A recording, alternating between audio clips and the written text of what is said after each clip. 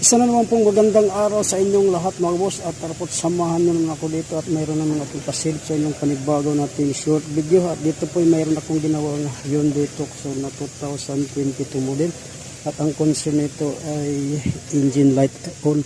Dahil po pwede pong makikita yung kulay dilaw, yan po yung engine light indicator. At in-scan ko at ito yung ating scan tool.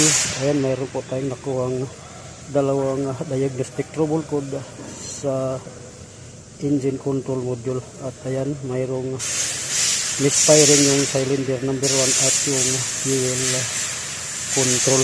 Yan po yung ating titingnan at magiging guide kung anong makikita natin yung problema na yun. At dito tayo sa makina, titignan natin to. Ayan po, namamalag na yung makina. Ito yung ating isa-isahin kung anong dahilan bakit ganito yung makina at mayroong misfiring. So siyempre isa-isahin na natin dito kung anong problema. Check natin yung injector, coil, spark plug at iba pang mga problema natin makikita. Yan po, ito lang po muna yung ating update sa araw. God bless at mabuhay po kayong bye bye.